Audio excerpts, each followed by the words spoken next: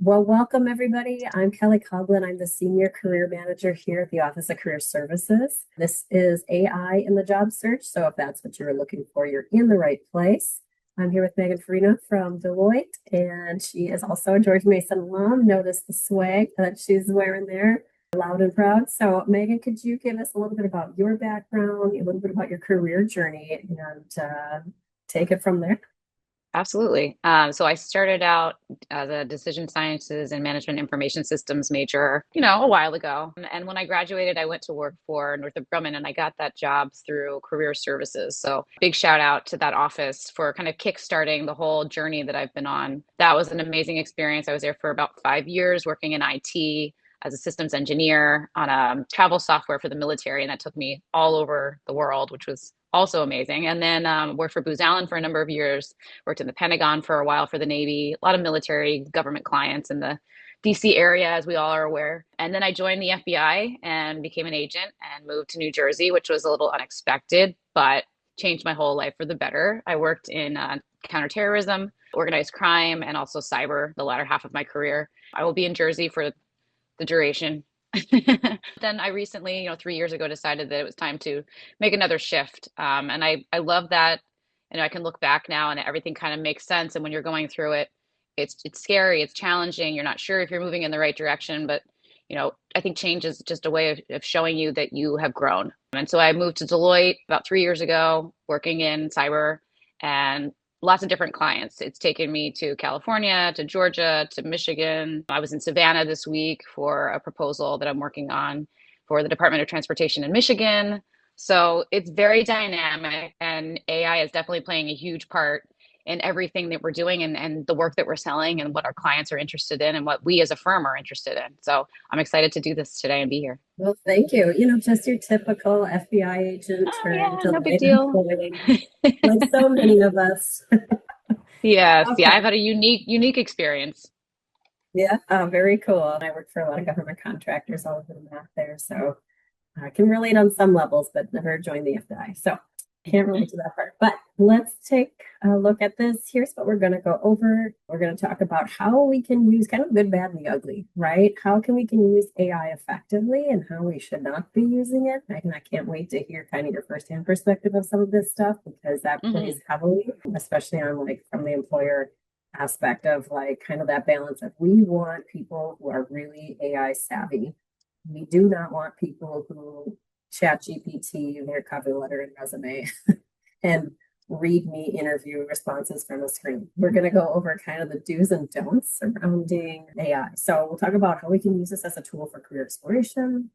I mentioned just now kind of cover letters and resumes, certainly preparing for interviews, how we can work it with an applicant tracking system, which of course a lot of employers are using.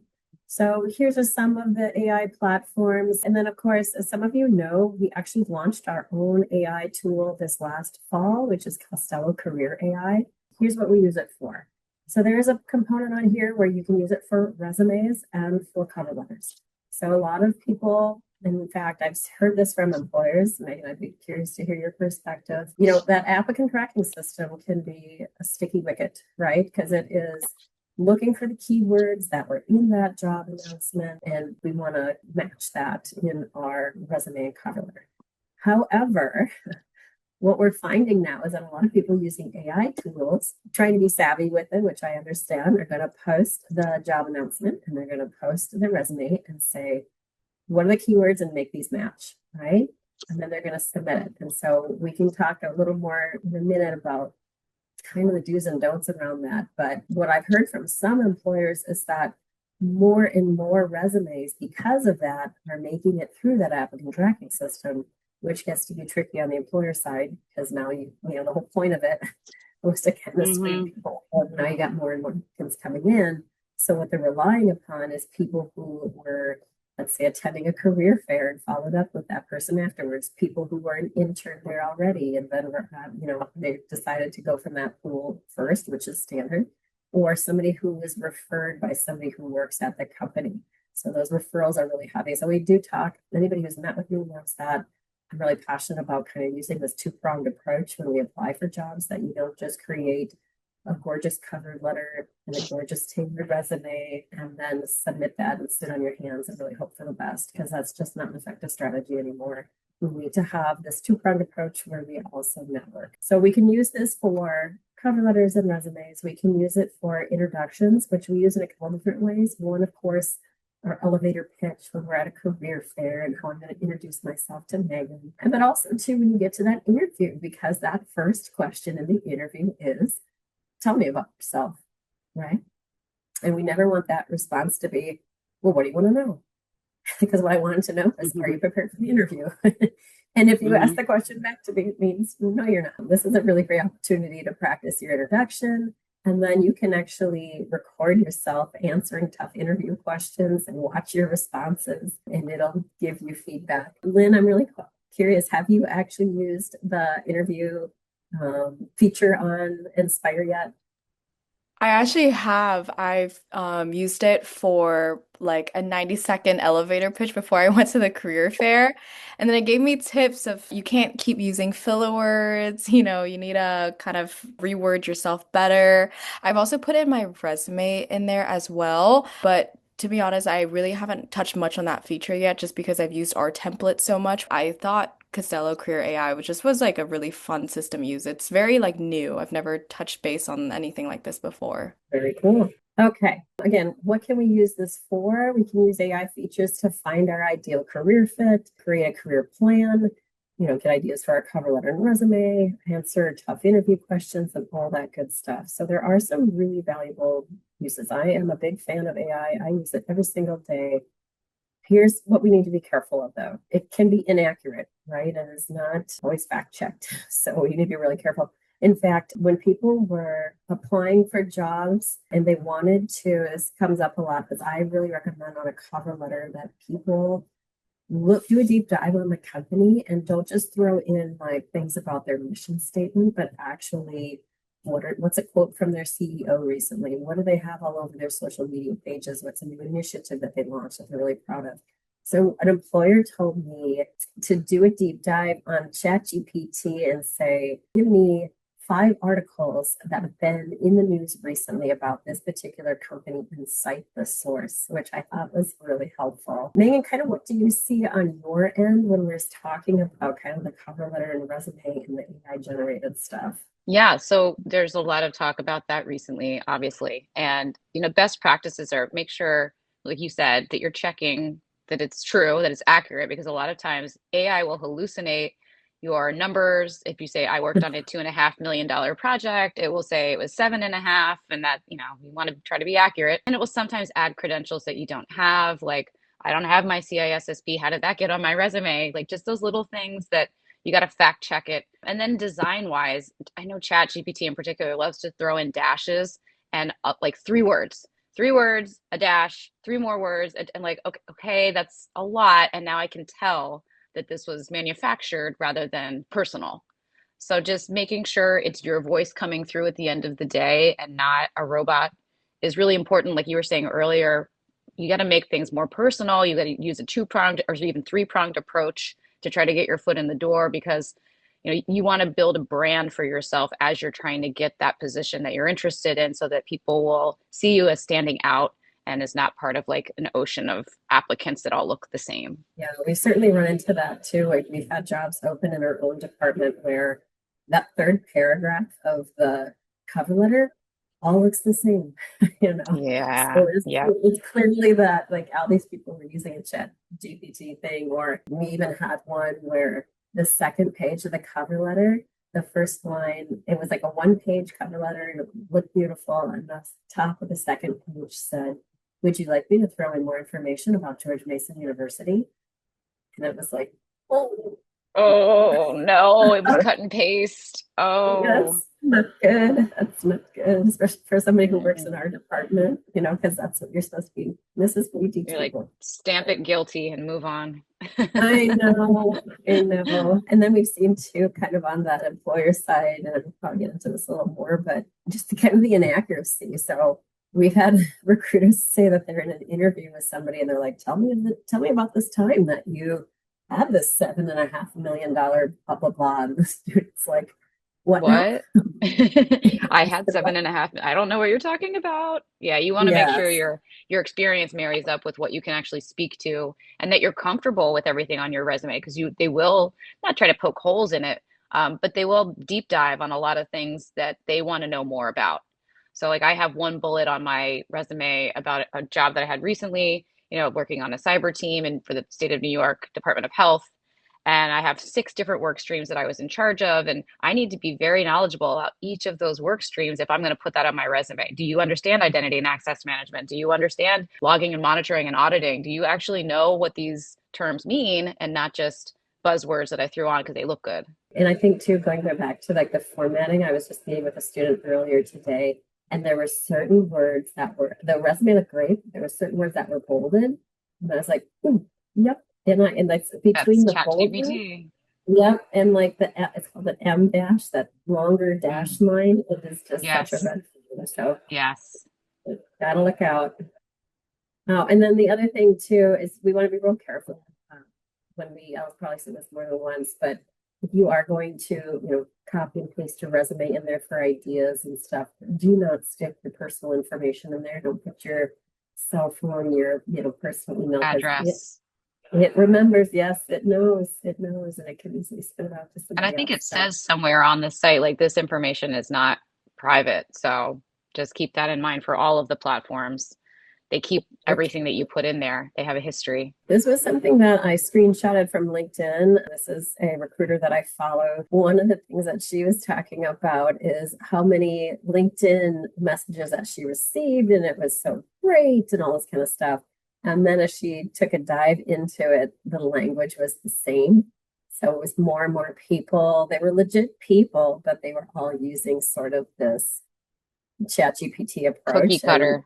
Hmm. yeah, and not standing apart from each other. And that's the big thing you want to do with recruiters and job applications and stuff like that is you're trying to stand apart from the other 400 plus people. I mean, imagine at Deloitte, it's like 1,000 plus people who are applying. And if your resume cover letter looks just like hundreds and hundreds of others because you all used AI, that's defeating the purpose. So the reason I share this is because I don't want you to put yourself nor another recruiter in a situation.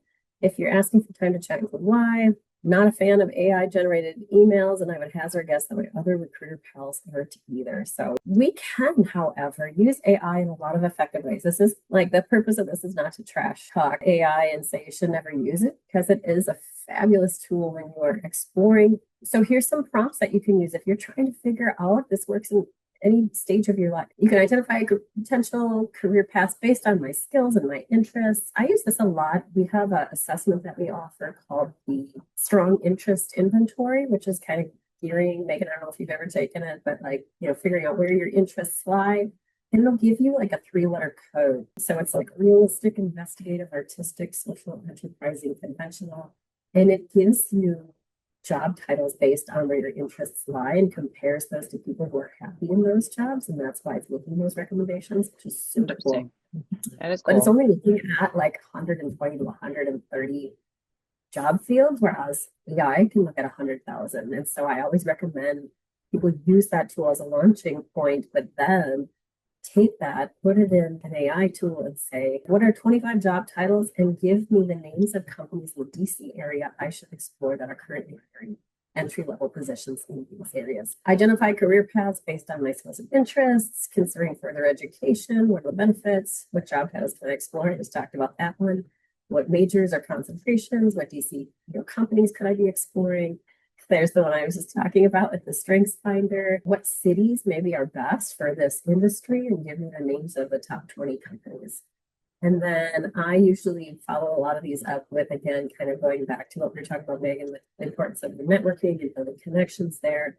Great. Now take that company, go on LinkedIn, and find some fellow grads who work there, some people that you could be networking with. Yeah, I do that a lot where I'll go and check out all of the LinkedIn people who I might know that went to George Mason or that also were in the FBI or like any of the places that you've worked or recruiters that work for the companies that you're interested in are good people to also try to connect with. They may not ever respond to you, but that's okay as long as you're trying every avenue of approach, it doesn't hurt. Megan, what do you think is an effective approach? What is the verbiage that people use that actually is effective? I think having pointed questions, and that's another way you can use AI. Is like, hey, I want to reach out to this so and so on LinkedIn who this is their profile. This is, it's okay to put in. If they put their experience online, it's free for you to obviously use it. This is their experience. What would be most impactful for me to ask them? Because these are my goals. Like, marry the two up. Like, this is the person I think I need to talk to. This is my end result that I want to get. This is what I'm interested in. Help me make that connection. What should I say? And it usually comes up with some pretty good strategies. And you don't have to ask for like 100 strategies. You say, give me 3 ideas and then pick the best one. And I like that it does that. It says, if I were you, I would pick this one. This is the most recommended verbiage. And then it gives you like 2 or 3 other options. Like, this is a more softer tone. This is a more professional tone, so that you can choose like, well, this sounds more like me. That doesn't sound like me. I like that option. I've had people reach out to me quite a bit, and I always like interacting with the students and answering their questions. I've had a lot of people that are thinking about a career in law enforcement, and it's good to talk to that person that has the real world experience, because you don't really know what you don't know. And sometimes the grass is greener and sometimes it's not, but it will help you in your decision making if you're able to make those connections. Absolutely. And I can't stress enough the importance of informational interviewing before you dive in with 2 feet first. And one of the questions that we're going to ask is, what do you know now that you didn't know then? So here's some more prompts. But I'm interested in this field. What are some insights? I have a degree in this. Here's my favorite classes. What are some options that align with that? I don't want to read you verbatim all this kind of stuff, but you sort of get the idea. And we talked about, give me some job titles, give me some companies. What are some entry-level positions that are currently open at those companies? What are some transferable skills if maybe this is my background? We did talk about kind of our AI platform of choice, but let's pull that up right now. I'm just going to give you a couple minutes and look up. And if you want to, if you're planning to get out of Dodge and you want to, put in a different city because you're moving to somewhere else, go ahead and put that in there. But go ahead, let's do a quick exercise and look up what are 20 companies I should explore in whatever city of your choice with a degree in, and then again, you could put in your specific concentration there.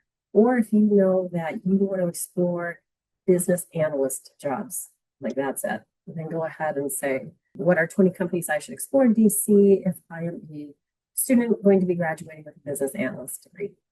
If anybody is an international student too, you could certainly put that in as a component and just say, what are some companies?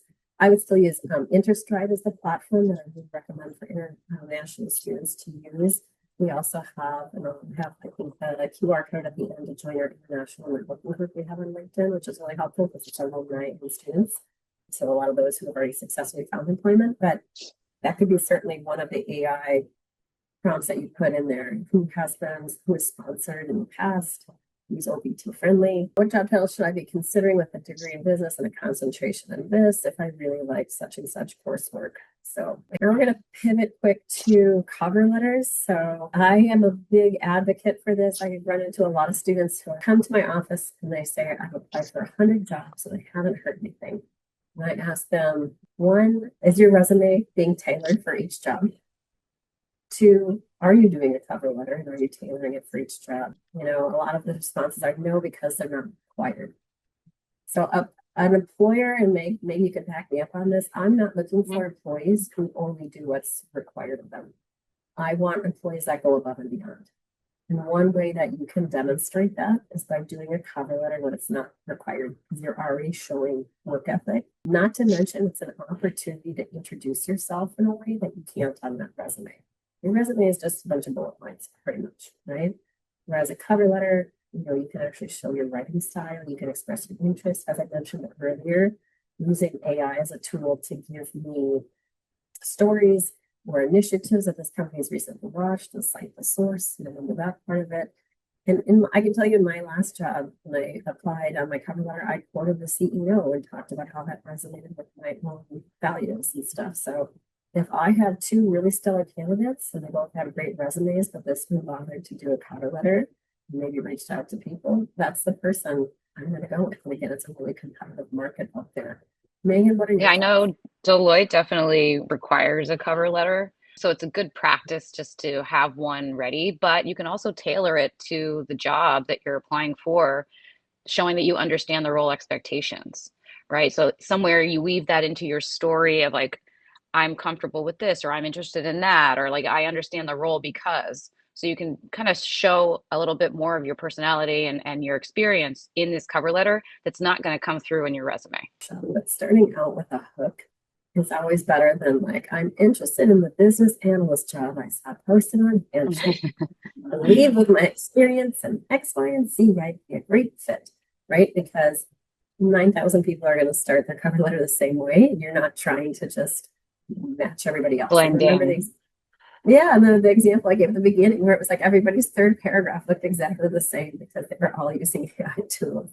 So you want it to be, ever since I was, or my own example would be, ever since I was balancing the books for my dad's construction business in 8th grade, I've been interested in numbers, right? Or accounting or whatever it is. And then I can tie that into why I got interested in the field and why I want to work for your company. The other piece that people miss, why we want to do that deep dive on the company, is I feel like we get that cookie cutter cover letter that's dealt out a deck of cards, and it's just not an effective strategy when you're just spitting out, regurgitating whatever's on your resume versus like, I want to work for Deloitte because you guys, I've noticed, have been blah blah blah for the 3rd year in a row and such and such and such, and that's the type of company that I'm excited to work for and blends with my own values of X, Y, and Z, right? Like they make it about both of you instead of like, this would really help me because I just got a degree in this and I'm really looking for some real world experience and, something that 10,000 other people could also be writing on their cover letter, right? It is a good opportunity to show what you're passionate about. And you're right, to make sure you're referencing that company specifically so that they don't think, oh, this is the same cover letter they use for every job that they're applying for. And no time was spent on this. They just changed the, title of the job and then said send. So you got to be a little bit more judicious and really pay attention to what message you're sending. And I would say too, it can really help you if maybe you're doing a career pivot and you can explain that. You took a break from the workforce and decided to concentrate on school. Like there's all these different things that you could be looking at. So for example, we're in the process of hiring peer career advisors for the fall. And I have people applying from, of course, all different backgrounds, but I saw one that I was ready to discount because based on their, concentration or whatever, I can't figure out how they would be a good fit.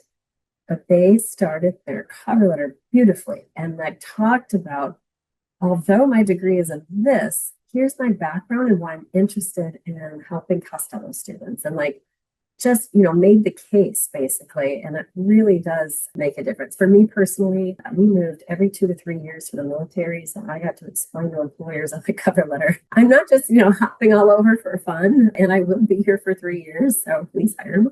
Anyways, there's a bunch of things that we can be using that cover letter for. But again, brief and to the point, one page, but don't make it all about you. Don't copy and paste from AI because they can tell.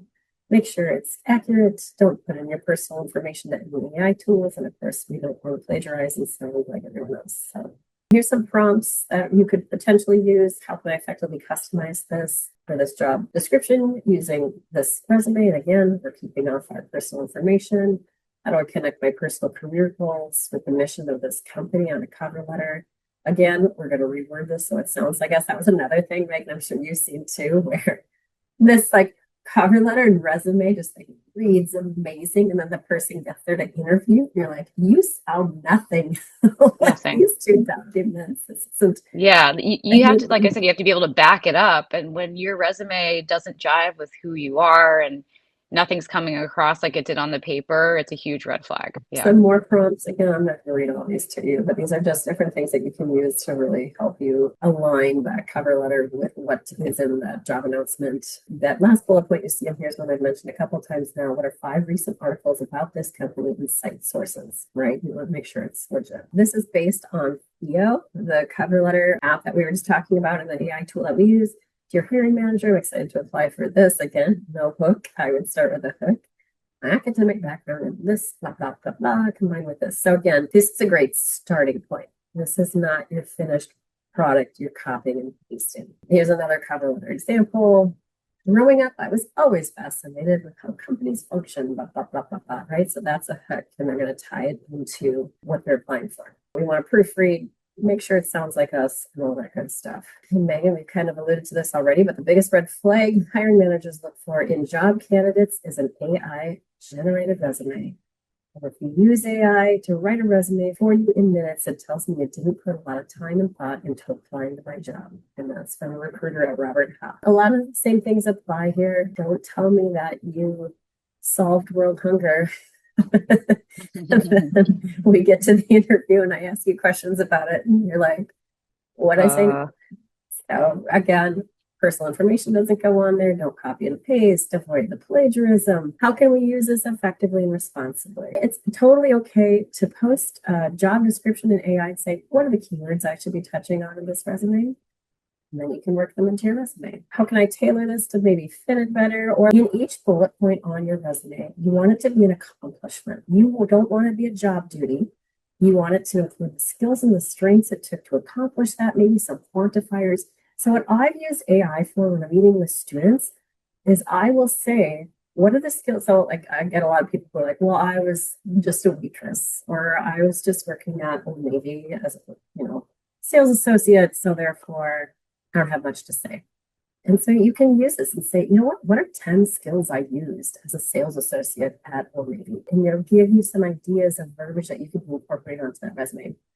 Or when I've met with students, I will say, I was a sales associate at Old Navy. Give me 3 bullet points for my resume, including fake quantifiers, and skills and strengths I use. And then they'll spit something out. And then, of course, I make it real.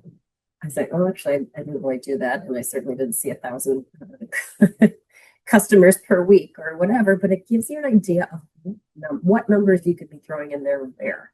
The types of numbers you could be throwing in there. And then think back, okay, what makes this true? How can I rephrase this so it sounds like me? Megan, Yeah, and that's really important because it's not easy to glean quickly what the skill set is of someone in like a 5-second read. But when you have numbers and you can quantify things, it makes it more impactful and easier for me to be like, oh, wow, that's crazy. So instead of saying like, I led a team to improve efficiency and drive results, that's pretty bland. That doesn't really tell me a lot about you. But if you say, I led a 4-person team to design inventory retracking and reduce stock errors by 18%, obviously it has to be accurate. But that gives me way more information and helps me have a visual picture of what you did rather than just I was in charge of a team. Like that's great. I'm glad you have some leadership skills, but tell me more. Like I just need a little bit more to try to understand what it exactly is that you did. And that's where AI can really help you with those prompts, like you said, of like make this quantifiable. Don't just say, I got this degree. Say, this is what this degree means, and this is what I've used it for, and this is how I've been impactful. Right? And I think too, don't be afraid, especially on the resume, to incorporate what we call soft skills. Because more and more employers are like, I can teach you to use Salesforce. I cannot teach you to get along with others. Yep. Or, calm somebody down who's angry. So I met somebody just this morning on their resume and they had all this customer service skill, but they kept phrasing it as provided excellent customer service. And we talk about like, what does that mean? It's easy. I said, you know what you probably did is conflict management, conflict resolution, because not everybody who came to your store was happy. And so if you can use your personality and the skill set that you have to make sure that person leaves happy and still want to shop at your store, that's a really huge asset for any company. And those are the types of skills that, again, kind of go across the board. So, and it, kind of going to the numbers, Megan, too, like that's cool that you can keep one customer happy. But did you work in a fast-paced environment with 50 plus people a day or an hour or whatever it was? That's tougher. And that adds a lot of meaning to that accomplishment statement. I know personally for me, it's hard to keep track of everything I do on a daily basis and put it down on paper. So I try like every 2 weeks to just write things down that I did so that when it comes time where I need to write down things, I need to update my resume or I need to write a review for my end of year performance, I have that data available. And if I don't remember, I can go into, whatever Copilot or ChatGPT, and it's got all of my email, it's got my calendar, and say, okay, look at my calendar and tell me what were some of the things that I can write down on my resume that I did recently because I can't keep track of everything because I'm too busy. And it's helpful from that perspective. And then also, like say you were in retail and you can't remember all of the things you did because it was like 5 or 6 years ago now. And you can put that into AI and say, what are some common things across the industry that people do with this job, and then kind of say, oh, well, I did that. I did that. I did that. So it's like a memory jogger of sorts to help you put more into your resume if you're lacking some information. And then there's this kind of cautionary note at the bottom of this too. Like, remember, the same prompts produce the same results for everyone. So you make sure your job is to stand apart from everybody, not to sound just like everybody else. Here's just kind of some screenshots of what this looks like for, again, Theo on that end. And you can pick different forms and all that kind of good stuff. Let's talk about the ATS system. So again, we have the Costello Career AI. There's ones that are like JobScan and SkillSyncer, where it'll actually give you a percentage of, here is the job announcement, here's your resume, here's the percentage these are matching right now, here's the keywords that you missed, here's what you touched on, and here's what you forgot. So work these keywords into that resume somewhere. So that can be really helpful. And I could even say, here's the job I had. What keywords from this announcement could I be working somewhere into this job? So there's just really some helpful ways to go about this. And then, of course, see your friendly career advisor. We're happy to read over that resume and cover letter to make sure that it actually makes sense and reads like a human being, and check it over. And then finally, we want to talk quickly about interviewing. So helpful when it comes to interviewing, but there are some real do's and don'ts here. I cannot tell you how many people I have interviewed where they read me a screen. So if I said, why were you interested in a position with the Costello College of Business? Hi, my name is Kelly, and I'm interested in such and such position because, and I'm like, no. Well, See, I'm not hiring a robot for this role. I need a human being because it requires a lot of student facing, contact and stuff like that. So never, ever, Megan, back me up, to read from the screen. I was just doing a proposal work this week with a bunch of people, and it's a lot of information that we're passing to a client to show them that we know what we're talking about, but it's still a conversation at the end of the day. Like, they don't want to read your resume. They don't want to hear from you that you're reading off of a piece of paper. Like, yes, I understand cybersecurity and I can do all of those SAS and DAS tests to the best of my ability. You have to have a conversation with them. And that is the convincing factor, is what the way you come across to someone, the brand that you kind of carry is what's going to resonate, not exactly read from a script. It's building that relationship that's really important. And I've heard from employers too, is kind of like that enthusiasm and smiling and being genuine. That I had an employer say, I would hire character over competency. At the end of the day, You can't create that. Right. Right. That's something that's innate in you that you bring to the table. And that's a skill in and of itself. Because in that room, when I was with like 12 people and we were all presenting, we all had very different styles. And some people were very comfortable being on camera and speaking about their, the thing that they're really smart about, that they're passionate about. And then some people were kind of, timid and shy and were not the best presenters. And that comes across. That's going to be a factor when they're making their decisions of who they're going to hire. Like, well, I really liked her skill set, but if I put her in front of a client, I'm a little nervous, so you really work on your presentation style, be comfortable with the material, practice. That's what we still do. And I've been in my career for 25 years. So it's a lot of practicing, and it's like the fake it till you make it. And it does work. Like, it's almost like osmosis after a while, that you do it so many times that it becomes very easy and genuine. And you always want to come across genuine so that people will believe you, because you know what you're talking about. It's just a matter of getting over that hurdle to share that information in a way that resonates with someone else. And I think, again, that enthusiasm and smiling and just feeling like you want to be there will get you farther than having the perfect answer, but again, kind of being robotic about it, or not having any of that energy come through. Like, a lot of the companies kind of use that pre-screen where you record your answers. Right. That's your first round of interviews, basically. Yeah. So we don't, even in those situations, we don't want to be reading. So never, ever. However, there is a usage for AI when it comes to interviewing. And it could be, here's the role I'm going for at such and such company. What are 15 to 20 questions? Here's the job announcement. What are 15 to 20 questions they might ask me? And what would be a good way to respond to this? And again, you're going to make it relevant to your own story and your own skill set and your own personality. But that way, it just kind of decreases the chances that you're going to be blindsided in an interview. But I always advise students, when you're going through the job announcement, look through each bullet point and be able to answer, tell me of a time. So if they're looking for Tableau or Power BI or SQL, whatever it is, tell me of a time you used Tableau. Tell me of a time you used Power BI. Tell me of a time you utilized strong communication skills, verbal and written. Tell me of a time. So if you have those stories, and examples lined up in your head, you're just less likely to be taken by surprise. We can definitely use a lot of these prompts when we're going to go for an interview. And again, we're just trying to better prepare our responses or even know what might they ask me. Strengths and weaknesses. My strengths are this or my weaknesses are this. How can I work on these previous to an interview? Because when we answer that question in an interview, I don't just want to tell you what weaknesses are. That's right.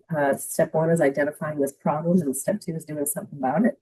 So we want to talk about how are we working on this? Yes, I've identified that public speaking is a weakness. So therefore, now I've enrolled in such and such course. So here's just kind of what the platform looks like. Costello Career AI. When it will do mock interviews with you, you can choose how long that interview is. 10 minutes, 15, 30, and then it'll tell you, how'd you do? Did you your way through it? So here's technical interview questions that you can go through here. And again, And that's a good point about those using those catchphrases or the ums. Record yourself, right? Practice it, listen back to it. Notice if you're putting your hands in front of your face or like you're moving around. Like I've seen it all. I've seen a lot of strange things. People get nervous. You don't know what you're doing in the moment because you're falling into like old habits or you didn't practice enough or you're just nervous. And it's okay to be nervous. Everybody is. But watch yourself. Pay attention to the little, I scratched my face 7 times or like I said, and I said, but, and I didn't get my point across. Like the more you have your, I guess, records down, you'll be able to answer questions on the fly and not be so nervous about it because you're like, oh, I've done this so many times. I know not to do X, Y, Z. Yeah, mine is staring off, like the answers, like the answers up like it's here up in the air. Yeah, I definitely said it because it's especially when you're doing it in a virtual format. I start to speed up towards the end. Like I'll just start to talk a little bit too fast. I'm like, slow it down, take a beat, sound professional. You're just getting too excited. That's what we're here for too. I mean, come into the office. We will do a panel if you want and fire questions at you and give you honest feedback. And we did do this semester with somebody, and one of that was Megan. That's why you brought that up because the answers were way too fast. I'm sure there were some really good answers in there, but I didn't catch like a third of them because they were so fast. And so we were coaching him to slow down, sent him the feedback. He actually did get the internship that he was interviewing for. So it pays off. Certainly we are here to help you. Again, AI doesn't replace humans in terms of like that feedback and stuff, but it can certainly help. And then of course we talked about at the very beginning how we can use it for our elevator pitch. I heard this from an employer recently and I loved it. It was be brief, be brilliant, be gone. So we don't want to trail on and on. Right? They didn't ask for your autobiography. You just want to kind of be brief and to the point. So name, concentration, why did you get interested in this field? What's unique to you about this? It kind of goes to that hook that we talked about at the beginning with the cover letter, right? For example, when I introduced myself to people at career fairs, I am a crisis counselor turned construction worker turned career advisor. How many people are going to approach Megan at the career fair with that background, right? For Megan, how many people are going to approach me and say, oh, by the way, I'm a George Mason grad. I mentioned I was in the FBI, but actually I didn't work for Deloitte. Like, okay, remember that person. That's right? a lot. But one of the things that the employer had shared was you go in there and you have questions that you're going to ask the employer at the end of that interview. And I would always go in and I have it written down, and that's great. I always recommend having 10 in case they've answered 5 of them during the interview so that you're not asking questions they've already answered. It looks like you weren't paying attention. But the employer said what really stood out was if they were asking questions that was something that was brought up during the course of the interview to show they were listening. And so, for example, if I was in an interview with Megan and we get to the end and I could just say, Megan, I was so interested when you talked about being in the FBI. I'm so curious about kind of what brought on that pivot to, go into this field. or, something that related to, I noticed that you're wearing a George Mason. Are you actually a Mason alum? I'm actually from Mason as well. Like, there's something in the background. Say, hey, I notice you have a Cubs hat in the background. Are you, Cubs fan or whatever? I remember the night of the World Series because la la la la la la la la la. Like, Yep. show that you're a human being. Look for those opportunities to connect. Don't just stick with the script. Yeah, you're building rapport there. You're showing that you're paying attention, that you see more than just the person on the screen, that you have a heart, that you have a personality, and you're connecting those little dots that somebody actually might remember you for. And I do this a lot where I'm on a conference call and somebody had an issue, their kid was sick or their dog's barking, and I'll bring that back around the next time I email them or I talk to them. Hey, how's your sick child doing? Did you need to take the dog out? Do you need to take a 5-minute break? Oh my God, they remember I have a dog. Like that little piece of information becomes so powerful, and you can use that later to your benefit, not in like a stalkerish weird way. Make sure you don't do that, but in a very personable, relatable way. Just those little tidbits can show that you're trying to build a relationship. Going back to kind of to our AI tool here in terms of like how we would work it for that elevator pitch or introducing yourself to the employer, you can see too, there's different lengths of time for the pitch. It even gives you different scenarios. Okay, is this the beginning of the interview? Are you at a networking event? Is this a quick coffee chat? All that kind of stuff. So there's some kind of neat features there. And then of course, practice makes perfect, and that's what we are here for. So obviously, meeting with one of our career advisors, we are here for you. Of course, if you need help with your resume, cover letter, interview, what does your LinkedIn look like? Does it look recruiter ready? What is the algorithm used by recruiters? And is my LinkedIn profile going to catch their eye? What does your handshake look like? Just a quick note. People spend so much time making their resume look gorgeous.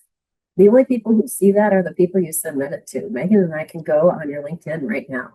Every employer and recruiter in the world can see LinkedIn, and any employer on Handshake can see that profile. So don't spend all this time making your resume look great and kind of let those other two platforms kind of look like a hot mess. So we want to make sure that all those look great.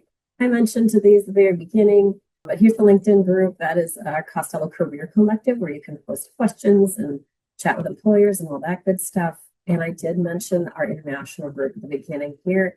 That is the link to join our international networking group, which consists of alumni as well as current students. And why would you want to follow us on social media? Because we post jobs that are not necessarily found on Handshake. So that's kind of cool on our LinkedIn. And Lynn, if you're still in here, do you want to talk about what you post on our Instagram page? Yeah, so our Instagram and LinkedIn, we always post upcoming workshops. So it's just a great way to keep track of, what kind of workshops you are looking to join.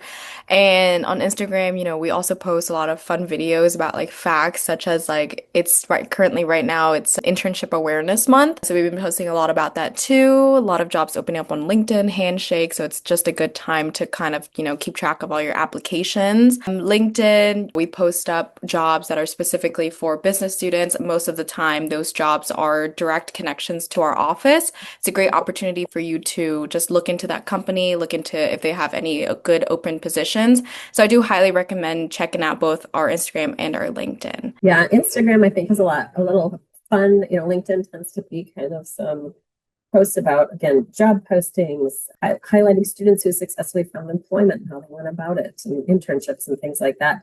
The Instagram is like a little more, I think, fun, interactive. Like you'll have people act out what bad interview techniques and things like that. So I would definitely follow us on Instagram. So that was the AI workshop. I hope this was helpful. Megan, Lynn, thank you so much for your time and joining us. I always love to have you back and kind of have those firsthand insights. Don't be a stranger. Stay in touch. Absolutely. Thank you for allowing me to be a part of this, and I will always be here to continue working on these different virtual calls. I think they're so important. All right. Thanks so much. Take care, you guys.